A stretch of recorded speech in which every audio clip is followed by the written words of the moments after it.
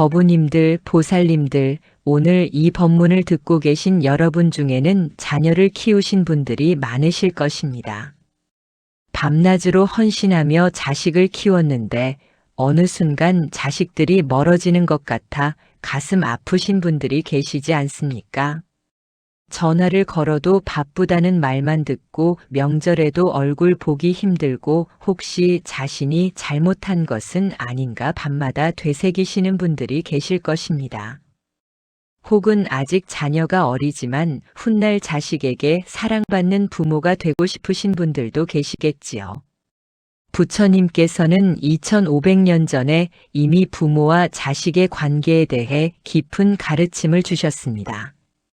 그것은 단순히 희생만 하라는 것이 아니었습니다. 오히려 부모 스스로가 어떤 사람이 되어야 하는지, 어떤 마음가짐을 가져야 하는지에 대한 지혜였습니다. 오늘 이 시간 부처님의 가르침과 선사들의 어록, 그리고 경전 속 이야기를 통해 자식에게 진정으로 사랑받는 부모가 되는 6가지 습관에 대해 함께 살펴보겠습니다. 이 6가지는 거창한 것이 아닙니다. 오늘부터 바로 실천할 수 있는 것들입니다. 그러나 이것을 실천하느냐 하지 않느냐에 따라 여러분과 자녀의 관계는 완전히 달라질 것입니다. 많은 부모님들이 착각하시는 것이 있습니다. 자식을 위해 모든 것을 희생하면 자식이 감사할 것이라고 생각하시는 것입니다. 그러나 현실은 어떻습니까? 오히려 그럴수록 자식들은 부담을 느끼고 죄책감을 느끼고 결국 부모를 멀리하게 됩니다. 왜 그럴까요? 부처님께서는 증이라 함경에서 이렇게 말씀하셨습니다. 부모가 자식에게 베푸는 은혜는 참으로 크지만 그 은혜를 자식에게 요구하는 순간 그것은 은혜가 아니라 빚이 되어버린다고 하셨습니다. 이 말씀이 얼마나 깊은 의미를 담고 있습니까? 우리가 자식에게 베푼 것을 자식이 갚아야 할 빚처럼 여기는 순간 사랑의 관계는 채권자와 채무자의 관계로 바뀌어 버립니다. 그래서 부처님께서는 선생경에서 부모의 5가지 의무에 대해 말씀하셨습니다. 첫째, 악한 일을 하지 못하게 하고, 둘째, 선한 일을 하도록 이끌며, 셋째, 기술을 배우게 하고, 넷째, 적절한 배우자를 만나도록 돕고, 다섯째, 적절한 때에 재산을 물려주는 것이라고 하셨습니다. 여기서 주목할 점은 무엇입니까? 부처님께서는 단 한 번도 자식이 부모에게 효도해야 한다고 먼저 요구하지 않으셨습니다. 오히려 부모가 먼저 자식에게 어떻게 해야 하는지를 말씀하셨습니다. 이것이 바로 불법의 지혜입니다. 내가 먼저 변해야 상대가 변합니다. 내가 먼저 베풀어야 상대도 베풉니다. 이것은 인과의 법칙입니다. 2026년을 살아가는 지금 우리 사회는 그 어느 때보다 빠르게 변하고 있습니다. 자녀들은 부모 세대와는 전혀 다른 가치관을 가지고 살아갑니다. 효도를 당연시하던 시대는 지났습니다. 이제는 부모도 자식에게 사랑받기 위해 노력해야 하는 시대입니다. 그렇다면 어떻게 해야 할까요? 오늘 말씀드릴 6가지 습관은 수많은 경전과 선어록, 그리고 실제 사례들을 통해 검증된 것들입니다. 이것을 실천하시면 여러분은 자식이 먼저 찾는 부모, 자식이 함께 있고 싶어하는 부모, 자식이 자랑스러워하는 부모가 되실 수 있습니다. 그럼 지금부터 하나하나 살펴보겠습니다. 첫 번째 습관입니다. 자식을 있는 그대로 받아들이는 습관입니다. 이것이 왜 중요한지 아십니까? 많은 부모님들이 자식에 대한 기대를 가지고 계십니다. 좋은 대학에 가야 한다. 좋은 직장에 다녀야 한다. 결혼은 언제 해야 한다. 손주는 언제 낳아야 한다. 이런 기대들이 끊임없이 자식을 짓누릅니다. 부모는 자식을 위한다고 생각하지만 자식은 부모의 기대가 무겁기만 합니다. 부처님께서 법구경에서 이렇게 말씀하셨습니다. 모든 고통은 집착에서 비롯된다고 하셨습니다. 부모가 자식에 대해 가진 기대와 바람, 이것도 일종의 집착입니다. 내 뜻대로 되기를 바라는 마음, 이것이 바로 고통의 시작입니다. 옛날 중국 송나라 시대에 한 스님이 계셨습니다. 그분의 환속하기 전 이름은 알려지지 않았지만 그에게는 아들이 하나 있었습니다. 아버지는 아들이 과거에 급제하여 벼슬을 하기를 원했습니다. 그러나 아들은 글 공부에 뜻이 없었고 대신 그림 그리기를 좋아했습니다. 아버지는 매일같이 아들을 다그쳤습니다. 그림 따위 그리지 말고 공부하라고, 그림으로는 출세할 수 없다고 말입니다. 아들은 아버지를 피해 산으로 들러다니며 그림을 그렸습니다. 결국 부자 사이는 멀어졌고 아버지가 임종할 때까지 제대로 대화를 나누지 못했습니다. 그런데 아이러니하게도 그 아들은 후에 송나라 최고의 화가가 되었습니다. 아버지가 세상을 떠난 지 10년 후 아들의 그림은 황실에서도 인정받았고 많은 사람들에게 감동을 주었습니다. 아들은 늙어서야 깨달았습니다. 아버지가 나를 있는 그대로 받아들여 주었더라면 우리는 얼마나 행복했을까 하고 말입니다. 이 이야기는 우리에게 무엇을 말해줍니까? 자식은 부모의 소유물이 아니라는 것입니다. 자식은 독립된 인격체이며 자신만의 업을 가지고 태어난 존재라는 것입니다. 화엄경에서는 이렇게 말합니다. 모든 존재는 인드라망처럼 서로 연결되어 있지만 각자가 독립된 하나의 구슬이라고 하셨습니다. 자식도 마찬가지입니다. 부모와 연결되어 있지만 독립된 존재입니다. 그 존재를 있는 그대로 인정할 때 비로소 진정한 사랑이 시작됩니다. 그렇다면 구체적으로 어떻게 실천해야 할까요? 먼저 자식과 대화할 때 조언이나 충고부터 하지 마십시오. 자식이 어떤 이야기를 할 때 먼저 들어주십시오. 그냥 들어주는 것만으로도 자식은 부모에게 인정받는다고 느낍니다.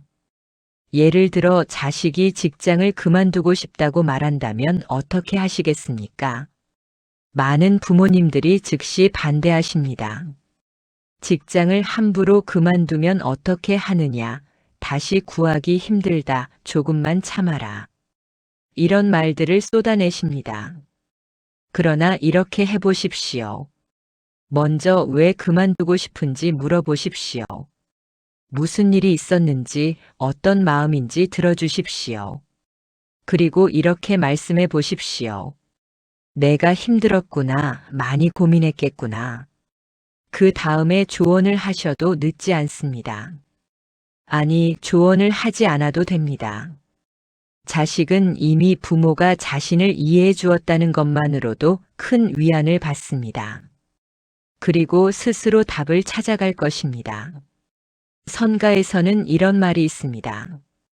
물을 떠서 달에게 주려 하지 말고 물에 달이 비치게 하라. 이 말이 무슨 뜻입니까? 내가 달을 떠서 상대에게 주려고 애쓰지 말고 상대가 스스로 달을 볼 수 있게 도와주라는 뜻입니다. 자식 교육도 마찬가지입니다. 내가 정답을 주려고 하지 말고 자식이 스스로 답을 찾도록 도와주는 것입니다. 또 하나 중요한 것이 있습니다. 자식의 선택을 존중하는 것입니다. 설령 그 선택이 부모 보기에 잘못된 것 같아도 일단 존중해 주십시오. 물론 명백히 위험하거나 불법적인 일이라면 말려야겠지만 대부분의 경우 자식의 선택은 존중받을 가치가 있습니다. 자식이 결혼 상대를 데려왔는데 마음에 들지 않는다면 어떻게 하시겠습니까? 노골적으로 반대하면 자식은 부모를 원망하게 됩니다. 오히려 이렇게 해보십시오. 내가 선택했으니 믿는다. 행복하게 잘 살아라. 이렇게 말씀하시면 자식은 부모의 신뢰에 보답하려고 더욱 노력할 것입니다. 설령 나중에 문제가 생기더라도 자식은 부모에게 와서 상의할 것입니다. 왜냐하면 부모가 자신을 비난하지 않을 것이라고 믿기 때문입니다.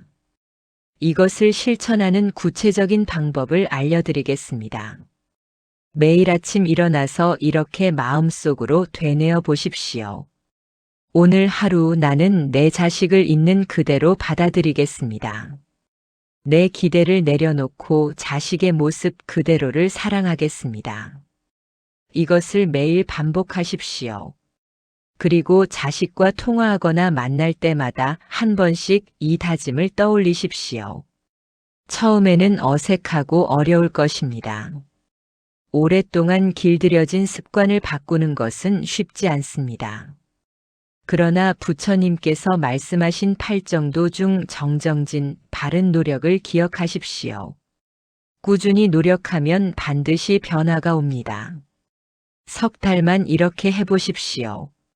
자식과의 관계가 눈에 띄게 달라질 것입니다. 자식이 먼저 전화를 걸어올 것이고 부모에게 마음을 열 것입니다. 왜냐하면 자식도 느끼기 때문입니다. 아, 우리 부모님이 변하셨구나. 이제는 나를 있는 그대로 사랑해 주시는구나. 두 번째 습관입니다. 자식에게 짐이 되지 않으려고 노력하는 습관입니다. 이것이 얼마나 중요한지 아십니까?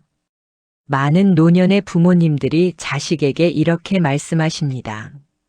나는 너한테 짐이 되고 싶지 않아.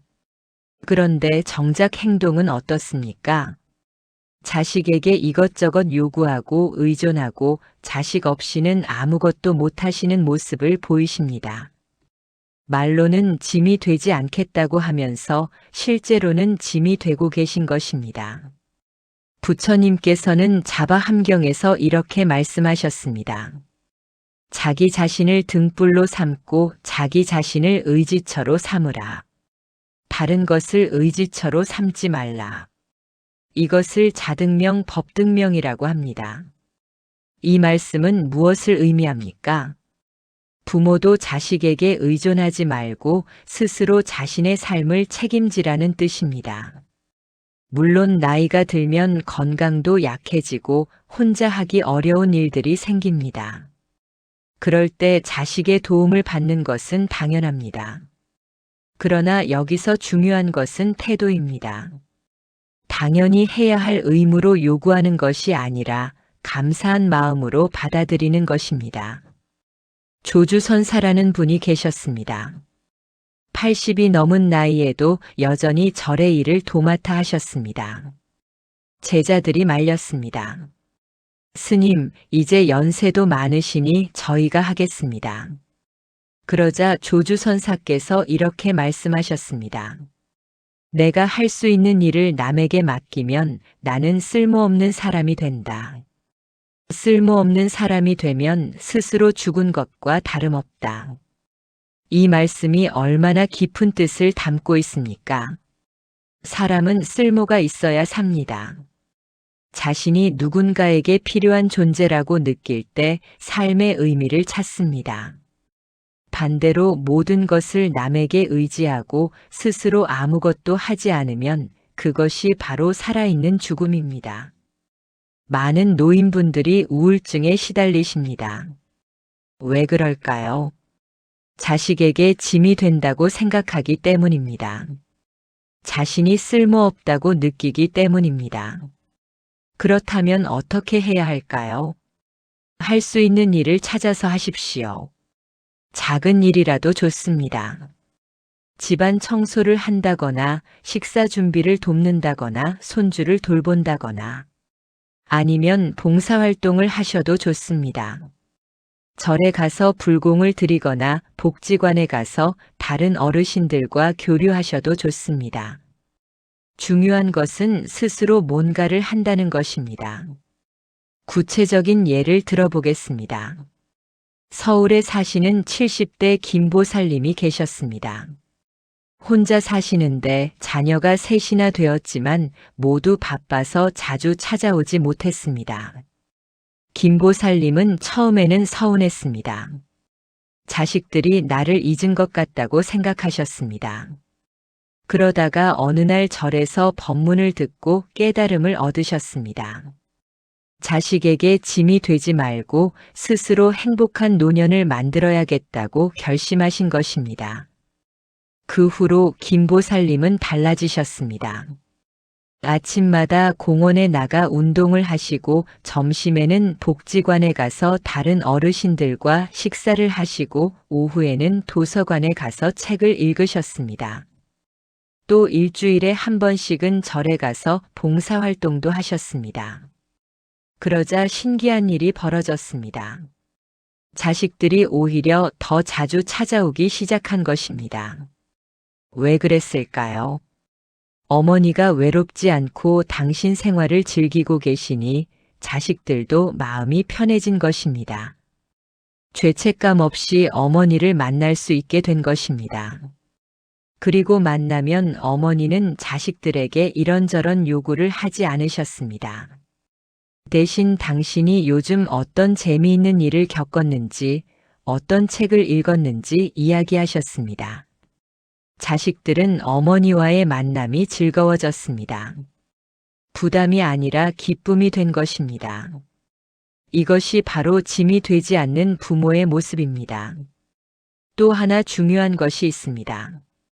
경제적으로 독립하려고 노력하는 것입니다.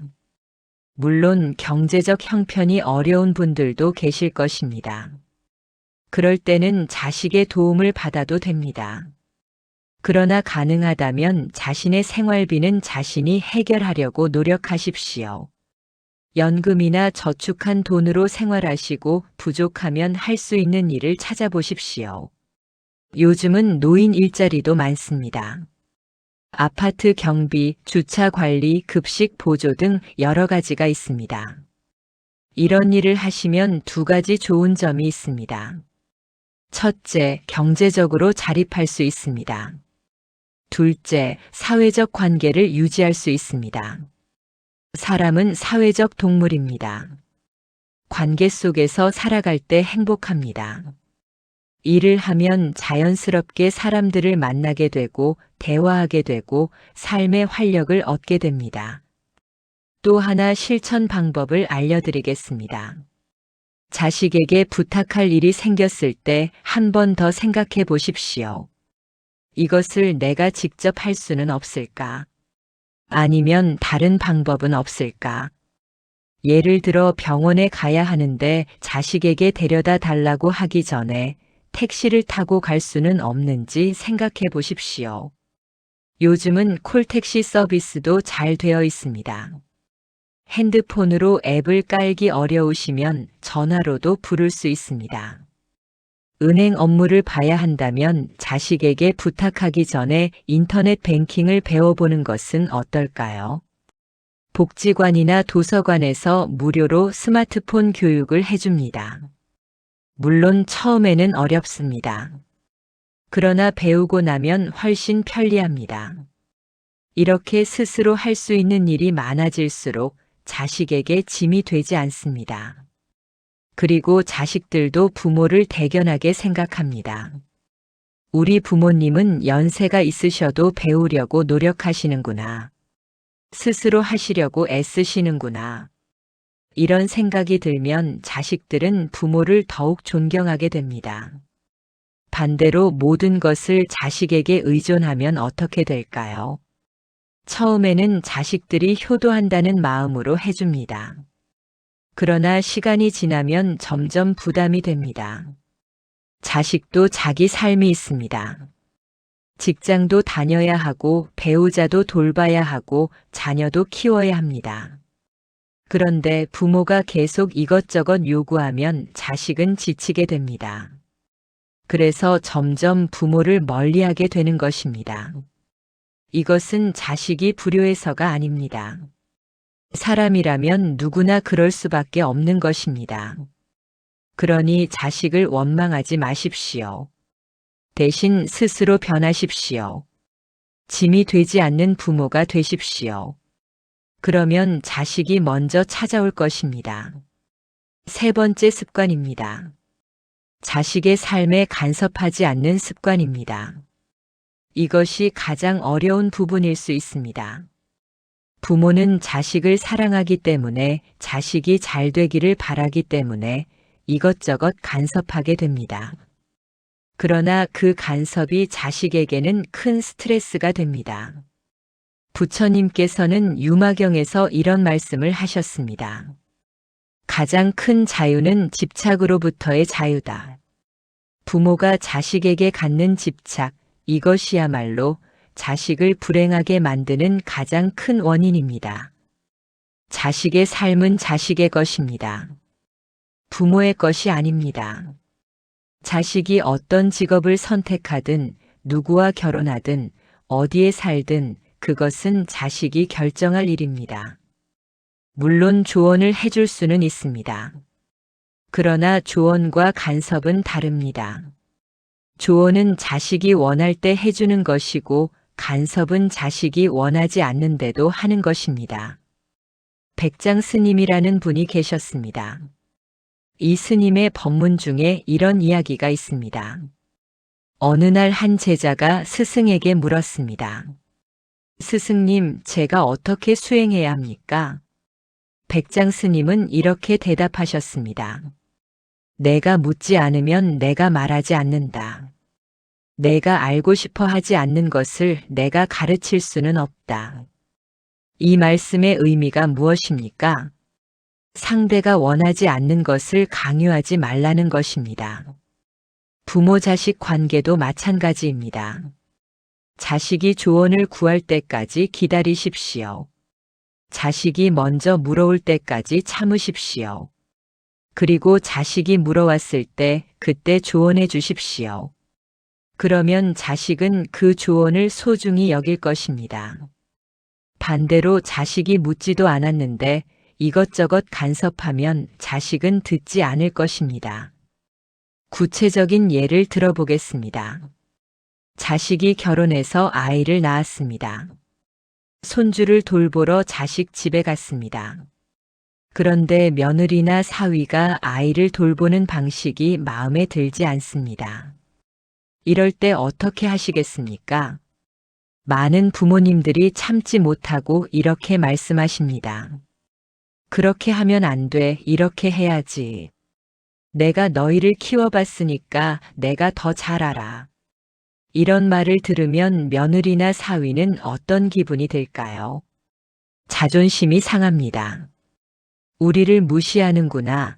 우리는 아이도 제대로 못 키우는 부모라고 생각하는구나. 이런 생각이 들면 관계가 틀어집니다. 그래서 자식 부부가 시부모나 장인 장모를 멀리하게 되는 것입니다.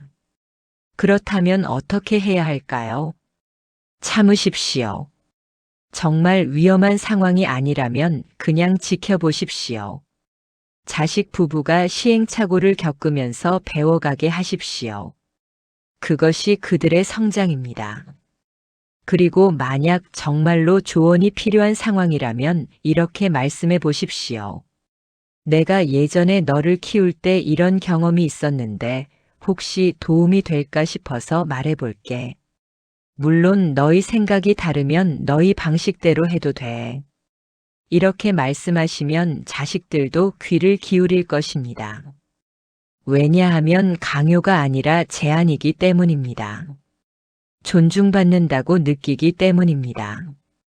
또 하나 중요한 것이 있습니다. 자식의 배우자를 인정하는 것입니다. 많은 갈등이 여기서 시작됩니다. 며느리가 마음에 안 든다, 사위가 마음에 안 든다. 이런 생각을 가지고 있으면 그 마음은 반드시 드러나게 됩니다. 말로 하지 않아도 행동으로, 표정으로, 말투로 드러납니다. 그러면 며느리나 사위는 알게 됩니다. 시어머니가 나를 싫어하시는구나, 장모님이 나를 못마땅해 하시는구나. 이렇게 되면 관계가 좋을 수가 없습니다. 그리고 그 사이에 낀 자식이 가장 힘듭니다. 부모와 배우자 사이에서 눈치를 보게 되고 어느 편도 들 수 없어 괴로워합니다. 그러니 자식의 배우자를 내 자식처럼 사랑하십시오. 비록 내가 낳은 자식은 아니지만 내 자식이 사랑하는 사람입니다. 내 자식이 선택한 사람입니다. 그 선택을 존중해 주십시오. 그리고 며느리나 사위에게 잘해 주십시오. 그러면 그들도 시부모나 장인 장모를 진심으로 모시게 됩니다. 구체적인 실천 방법을 알려드리겠습니다.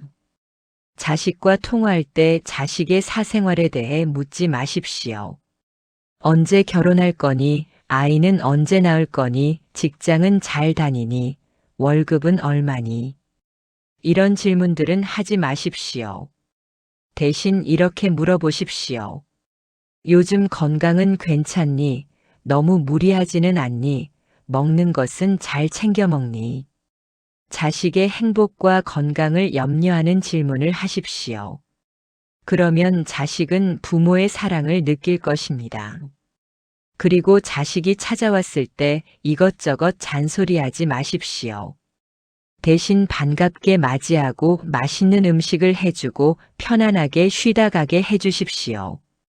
그러면 자식은 부모님 댁을 편안한 안식처로 느낄 것입니다. 자주 찾아오고 싶어 할 것입니다.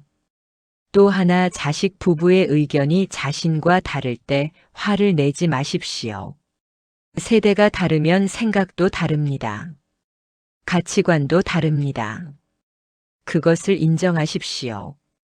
옛날에는 이랬는데 요즘 젊은 사람들은 이래. 이런 말은 하지 마십시오. 대신 이렇게 말씀해 보십시오. 그렇게 생각할 수도 있겠구나. 나는 달랐지만 내 생각도 일리가 있어.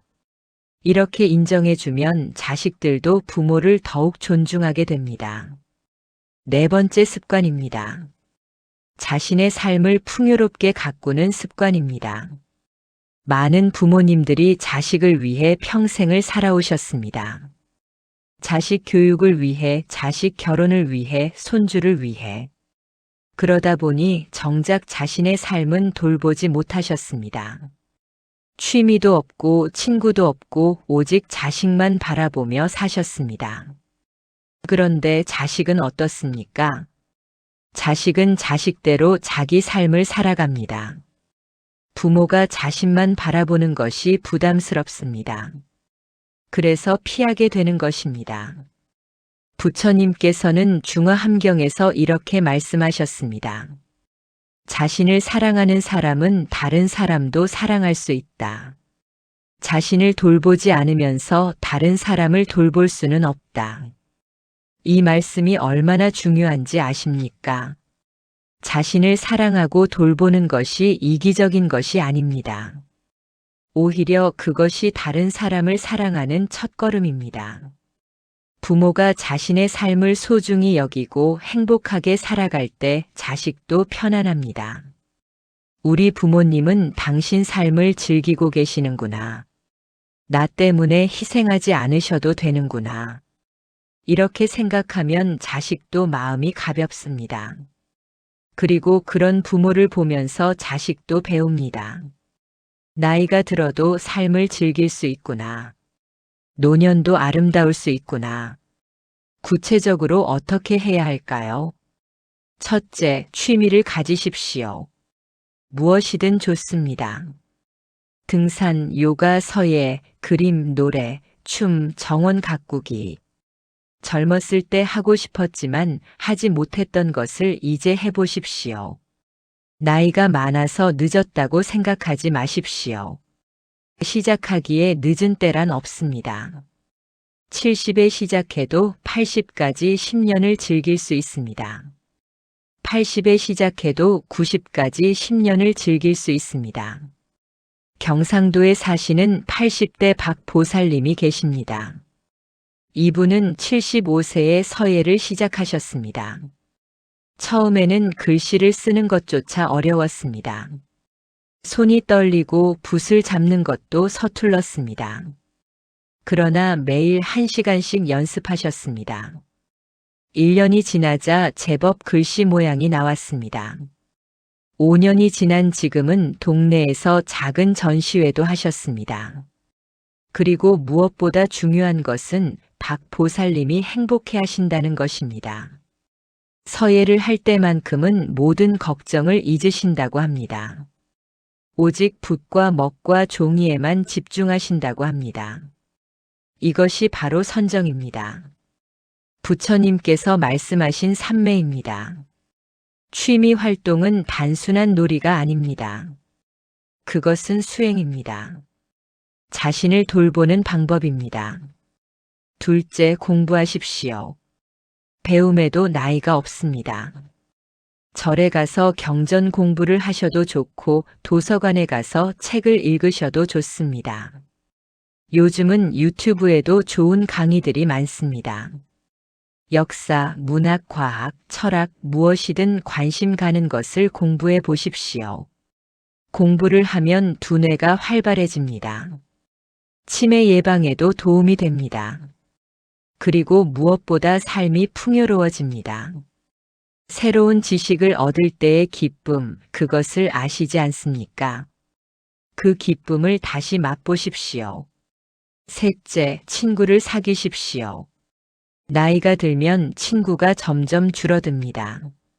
세상을 떠나시는 분들도 있고 건강이 안 좋아 만나지 못하는 분들도 있습니다. 그렇다고 혼자 지내지 마십시오. 새로운 친구를 사귀십시오.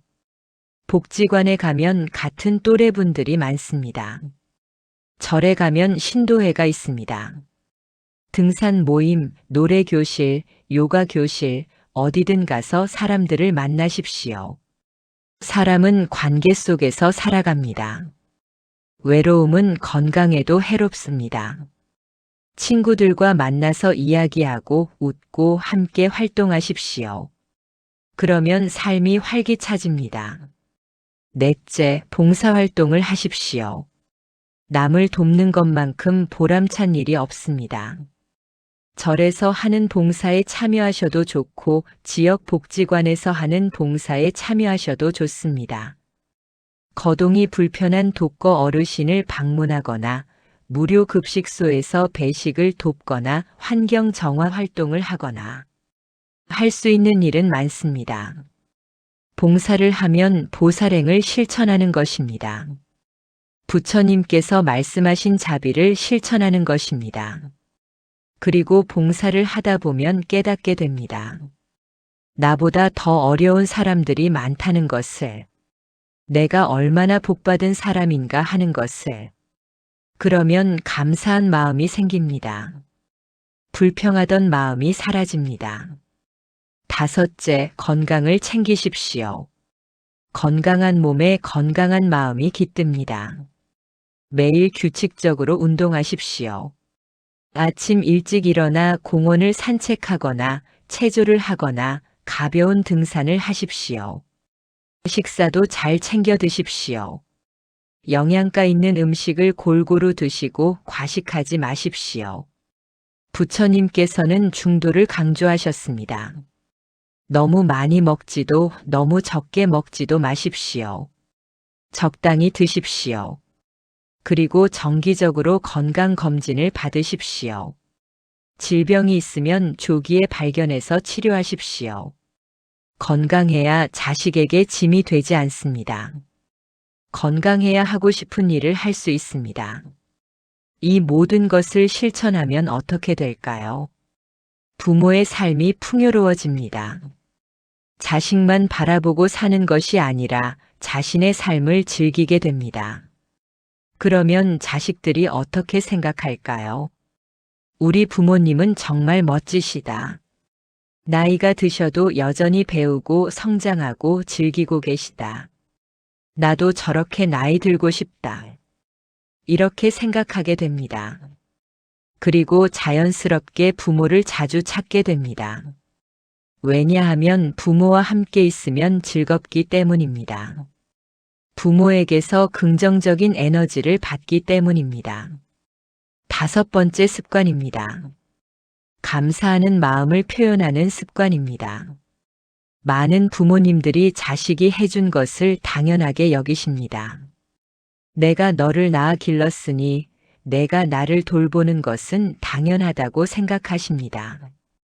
그러나 이 세상에 당연한 것은 없습니다. 자식이 부모를 돌보는 것도 고마운 일입니다. 감사한 일입니다. 부처님께서는 본생담에서 이런 이야기를 하셨습니다. 전생에 부처님은 코끼리로 태어나셨는데 눈이 먼 부모 코끼리를 극진히 모셨습니다. 매일 과일을 따다 드리고 물을 떠다 드리고 위험으로부터 보호했습니다. 그런데 어느 날 사냥꾼이 나타나 부처님 코끼리를 잡아갔습니다. 부처님 코끼리는 잡혀가면서도 부모 코끼리 걱정만 하셨습니다. 사냥꾼에게 애원했습니다. 제발 저를 놓아주십시오. 저를 죽이셔도 좋으니 부모님께 과일과 물을 갖다 드리고 오게 해주십시오. 사냥꾼은 그 효심에 감동하여 코끼리를 풀어주었습니다. 이 이야기는 무엇을 말해줍니까? 부모를 돌보는 것이 얼마나 고귀한 일인가를 보여줍니다. 그것은 의무가 아니라 자비입니다. 사랑입니다. 그러니 자식이 부모를 돌볼 때 당연하게 여기지 마십시오. 감사하십시오.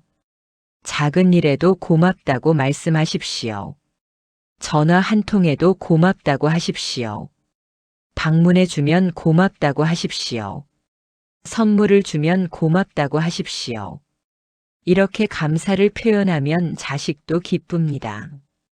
아, 내가 한 일을 부모님이 고마워하시는구나. 그러면 더 하고 싶어집니다. 반대로 당연하게 여기면 자식은 섭섭합니다. 내가 이렇게 해드려도 당연하게 생각하시네. 그러면 점점 하기 싫어집니다. 구체적인 예를 들어보겠습니다. 명절에 자식이 찾아왔습니다. 선물도 가져오고 용돈도 드립니다. 이럴 때 어떻게 하시겠습니까? 많은 부모님들이 이렇게 말씀하십니다. 이런 거 안 가져와도 되는데 돈 아껴야지. 또는 이것밖에 안 가져왔어. 너무 적네. 이런 말을 하시면 자식은 어떤 기분일까요? 섭섭합니다. 나름대로 준비해서 온 건데 이렇게 말씀하시니 다음부터는 안 가져오고 싶습니다. 그렇다면 어떻게 해야 할까요? 이렇게 말씀해 보십시오. 고맙다. 내 마음이 너무 기쁘다. 이렇게까지 신경 써줘서 고마워. 이렇게 말씀하시면 자식은 뿌듯합니다. 부모님이 기뻐하시니 다음에도 또 준비해야겠다고 생각합니다. 또 하나 중요한 것이 있습니다. 자식의 배우자에게도 감사를 표현하는 것입니다. 며느리나 사위가 음식을 해오면 맛있다고 칭찬해 주십시오. 설거지를 해주면 고맙다고 하십시오. 아이를 잘 키운다고 칭찬해 주십시오. 이렇게 인정하고 감사하면 며느리나 사위도 기쁩니다. 시어머니가 장인 장모가 나를 인정해 주시는구나. 그러면 더 잘하고 싶어집니다. 반대로 늘 불만을 표시하면 며느리나 사위는 상처받습니다. 아무리 해도 인정받지 못하는구나. 그러면 점점 멀어지게 됩니다. 또 하나 실천 방법을 알려드리겠습니다. 감사일기를 쓰십시오. 매일 밤 자기 전에 오늘 하루 감사한 일 3가지를 적어 보십시오. 처음에는 어렵습니다. 감사할 일이 없는 것 같습니다. 그러나 자세히 들여다보면 감사할 일이 많습니다. 오늘도 건강하게 눈을 떴다. 밥을 맛있게 먹었다. 날씨가 좋았다. 친구와 통화했다. 이런 작은 일들이 모두 감사한 일입니다. 이렇게 매일 감사일기를 쓰다 보면 마음이 변합니다. 불평하던 마음이 사라집니다. 감사하는 마음이 생깁니다. 그러면 자식에게도 자연스럽게 감사를 표현하게 됩니다. 선가에서는 이런 말이 있습니다. 일일시후일 매일이 좋은 날이다. 왜 매일이 좋은 날입니까? 감사하는 마음으로 살면 매일이 좋은 날이 됩니다. 반대로 불평하는 마음으로 살면 매일이 나쁜 날이 됩니다. 세상이 변하는 것이 아닙니다. 내 마음이 변하는 것입니다. 그러니 감사하는 마음을 가지십시오. 자식에게 감사하십시오. 그러면 자식도 부모에게 더욱 잘하고 싶어질 것입니다. 6번째 습관입니다.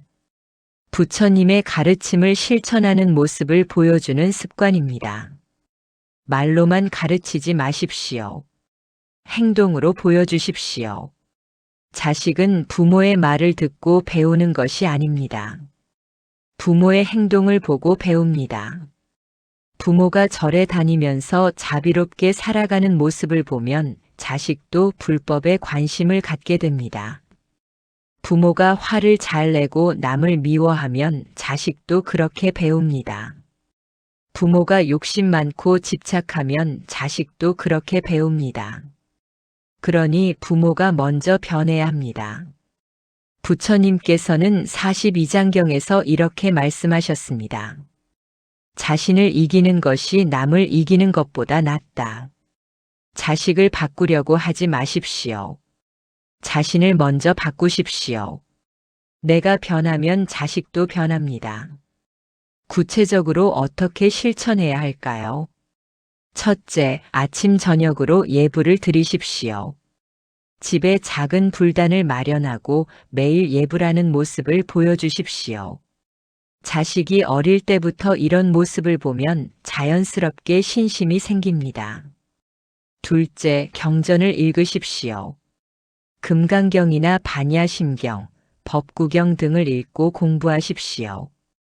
그리고 그 가르침을 실천하십시오. 말로만 그러라 저러라 하지 말고 직접 실천하는 모습을 보여주십시오. 셋째, 자비를 실천하십시오. 남을 도우십시오. 이웃이 어려우면 도와주십시오. 절에 가서 봉사하십시오. 길거리에서 만난 노숙자에게 따뜻한 말 한마디 건네십시오. 이런 모습을 자식이 보면 자식도 배웁니다. 아, 사람은 이렇게 살아야 하는구나. 넷째, 화를 다스리십시오. 부처님께서는 법구경에서 말씀하셨습니다. 화는 독과 같다. 화는 자신을 먼저 해친다고 하셨습니다. 화가 날 때 참으십시오. 심호흡을 하십시오. 관세음보살님을 염하십시오. 화를 내지 않는 부모의 모습을 보면 자식도 배웁니다. 우리 부모님은 늘 평화롭고 온화하시다. 나도 그렇게 되고 싶다. 다섯째, 욕심을 버리십시오. 물질에 집착하지 마십시오. 필요 이상의 것을 원하지 마십시오. 검소하게 사십시오. 있는 것에 만족하십시오. 이런 모습을 보면 자식도 배웁니다. 행복은 많이 가진 데 있는 것이 아니라 만족하는 데 있다는 것을 배웁니다. 여섯째, 다른 사람을 존중하십시오. 배우자를 존중하고 이웃을 존중하고 모든 생명을 존중하십시오. 벌레 한 마리도 함부로 죽이지 마십시오. 꽃 한 송이도 함부로 꺾지 마십시오. 이런 모습을 보면 자식도 배웁니다. 모든 생명은 소중하다는 것을 배웁니다. 한 가지 이야기를 더 들려드리겠습니다. 옛날 인도에 아쇼카 대왕이라는 왕이 계셨습니다. 처음에는 폭군이었습니다. 수많은 사람을 죽이고 나라를 침략했습니다. 그러다가 어느 날 깨달음을 얻으셨습니다. 전쟁의 참혹함을 보고 자신이 얼마나 큰 죄를 지었는지 깨달으신 것입니다. 그 후로 아쇼카 대왕은 완전히 변하셨습니다. 불법을 받들고 자비를 실천하고 백성을 사랑하셨습니다. 전국에 불탑을 세우고 병원을 짓고 가난한 사람들을 도왔습니다. 그리고 그분의 자녀들도 모두 훌륭한 불자가 되었습니다.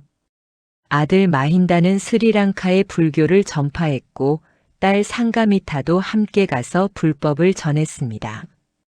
이것이 무엇을 말해줍니까? 부모가 변하면 자식도 변한다는 것입니다. 부모가 실천하면 자식도 실천한다는 것입니다. 그러니 자식에게 이래라 저래라 말만 하지 마십시오. 직접 실천하는 모습을 보여주십시오. 그것이 가장 강력한 교육입니다. 가장 깊은 가르침입니다. 불자님들, 보살님들, 지금까지 자식에게 사랑받는 부모의 6가지 습관에 대해 말씀드렸습니다. 다시 한번 정리해 보겠습니다.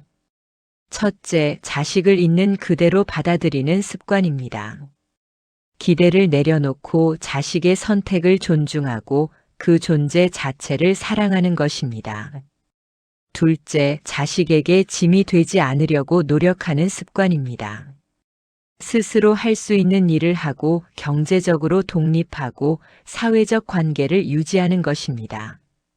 셋째, 자식의 삶에 간섭하지 않는 습관입니다. 조언과 간섭을 구분하고 자식이 원할 때만 도와주고 자식의 배우자도 존중하는 것입니다.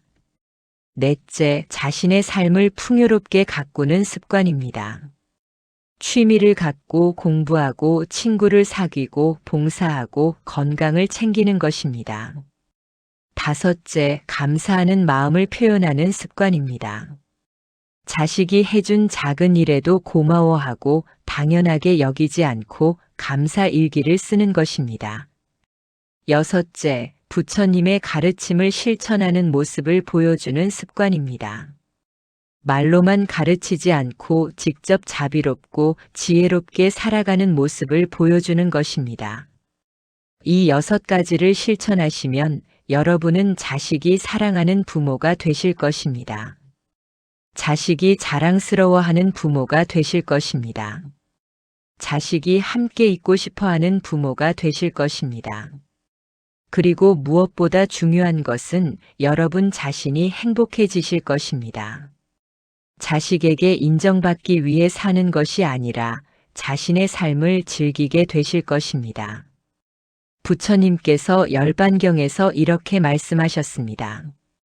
자신이 자신의 등불이 되고 자신이 자신의 의지처가 되라.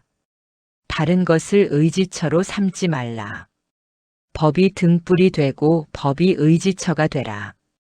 다른 것을 의지처로 삼지 말라. 이 말씀을 가슴에 새기시고 오늘부터 실천해 보십시오. 처음에는 어려울 것입니다. 오랫동안 익숙했던 습관을 바꾸는 것은 쉽지 않습니다. 그러나 포기하지 마십시오. 하루하루 조금씩 실천하십시오. 실수해도 괜찮습니다. 다시 시작하면 됩니다. 부처님께서도 말씀하셨습니다. 중요한 것은 넘어지지 않는 것이 아니라 넘어졌을 때 다시 일어나는 것이라고 하셨습니다. 그러니 다시 일어나십시오. 다시 실천하십시오. 석 달, 6달, 1년 시간이 지나면서 여러분은 변화를 느끼실 것입니다. 자식과의 관계가 좋아지는 것을 느끼실 것입니다. 그리고 무엇보다 자신이 평화로워지는 것을 느끼실 것입니다. 마지막으로 이 자리에 계신 모든 분들께 회양하겠습니다. 오늘 이 법문을 들은 공덕으로 모든 부모님들이 자식과 좋은 관계를 맺으시기를 서원합니다. 모든 부모님들이 행복한 노년을 보내시기를 서원합니다. 모든 자식들이 부모의 은혜를 알고 효도하기를 서원합니다. 모든 가정이 화목하고 평안하기를 서원합니다. 그리하여 이 땅의 모든 중생이 부처님의 자비 속에서 행복하기를 서원합니다. 나무 석가모니불, 나무 아미타불, 나무 관세음보살. 오늘 법문이 도움이 되셨다면 아래 좋아요 버튼을 눌러주시고 댓글로 여러분의 경험을 나눠주시면 감사하겠습니다. 다음 법문에서 또 뵙겠습니다. 부디 건강하시고 행복하십시오.